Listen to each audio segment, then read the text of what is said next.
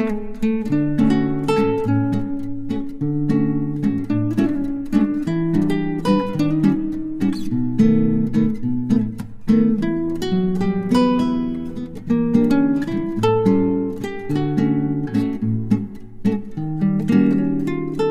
అండి, నమస్తే. Welcome back to my channel Samyu vlogs.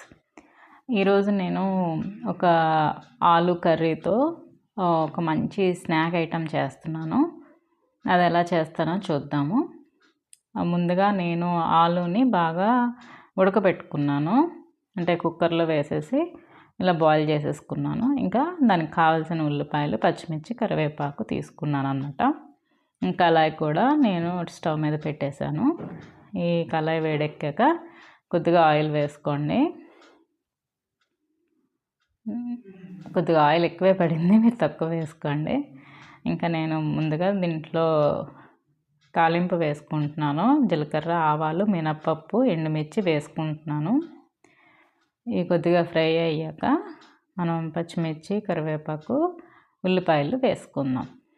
ఇది నేను బ్రెడ్ని యూస్ చేసి చేస్తున్నాను అన్నమాట. ఈ స్నాక్ ఐటమ్ చాలా బాగుంటుంది.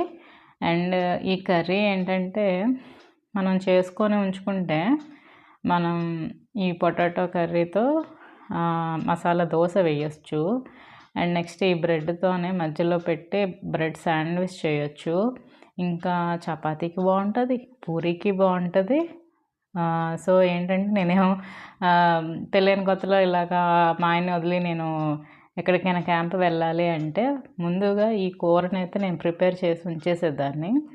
అతను అన్నంతోనైనా బాగుంటుంది, చపాతీ, పూరి, ఇలా బ్రెడ్ శాండ్విచ్ ఎందులోనైనా బాగుంటుంది అన్నమాట ఈ కర్రీ అన్నది. అది ఒక్కటి చేసి పెట్టుకుంటే ఇంకేం అవసరం లేదు. సో అలా చేసి వెళ్ళిపోయేదాన్ని అన్నమాట నేను. ఇక్కడైతే ఇంకా ఉల్లిపాయలు ఫ్రై అవ్వడానికి నేను కొద్దిగా సాల్ట్ని కూడా వేసుకొని ఫ్రై చేసుకోవాలన్నమాట. అయితే ఎక్కువ బ్రౌన్ కలర్లో అవసరం లేదు, కొంచెం సాట్ అయిపోతే సరిపోతుంది. మళ్ళీ టేస్ట్ కూడా చాలా బాగుంటుంది ఈ కర్రీ. సో సాల్ట్ వేసుకొని బాగా మగ్గిపోయిన తర్వాత నేను కొద్దిగా పసుపు, ఇంకా కారం కూడా వేసుకుంటున్నాను. ఆ రెండు కొద్దిగా కలిపేసుకొని ఇంకా ఉడకబెట్టుకున్న ఆలుని ఇలా స్మాష్ చేసుకుంటూ వేసుకోవాలన్నమాట. ఇంకా మీరు ఇందులో గ్రీన్ పీస్ యాడ్ చేయొచ్చు, ఇంకా బాయిల్ చేసిన క్యారెట్ కూడా యాడ్ చేయొచ్చు. నా దగ్గర ప్రస్తుతానికైతే ఏమీ లేవు, అందుకే జస్ట్ నేను ఆలుని మాత్రమే యాడ్ చేసుకొని ఇలా మిక్స్ చేసుకుంటే అయిపోయినట్టే. కర్రీ అయితే ప్రిపేర్ అయిపోయింది.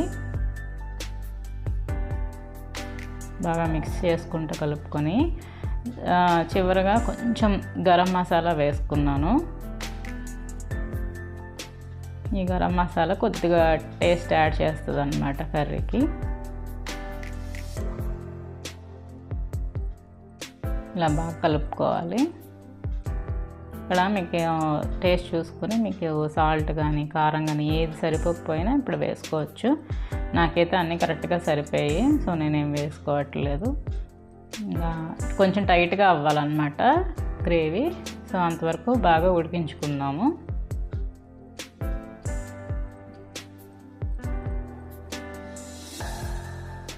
ఇంకా చివరిగా కొంచెం గరం మసాలా వేసుకున్నాను. కొత్తిమీర కూడా అన్నీ వేసుకోవచ్చు.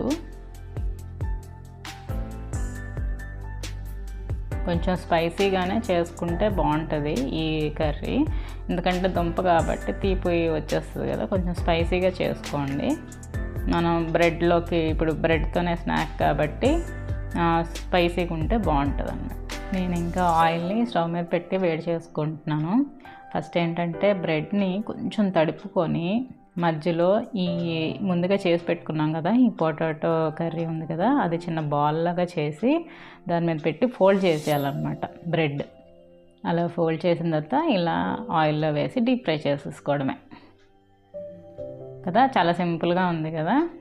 ఇలా బ్రెడ్ని మనం ఫోల్డ్ చేసుకుంటే లోపల కర్రీ ఉంటుంది, బయట వచ్చి బ్రెడ్ ఉంటుంది.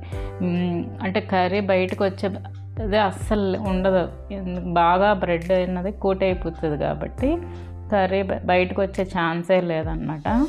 టేస్ట్ కూడా అద్భుతంగా ఉంటుంది, ట్రై చేసి చూడండి మీరు. బయట స్వీట్గా ఉంటుంది, లోపల స్పైసీగా ఉంటుంది అన్నమాట. కర్రీ ఉంది కాబట్టి ఇలా బాల్ షేప్లో కూడా చేసుకోవచ్చు. ఎడ్జెస్ అన్నీ కట్ చేసిన తర్వాత బాల్ షేప్లో కూడా చేసుకోవచ్చు మనం.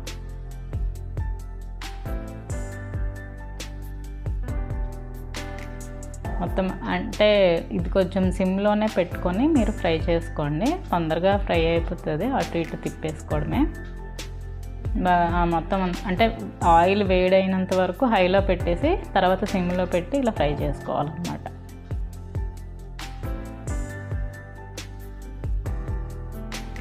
చాలా బాగుంటుందండి, పిల్లలు కూడా ఎంజాయ్ చేస్తారు, తప్పకుండా ట్రై చేయండి.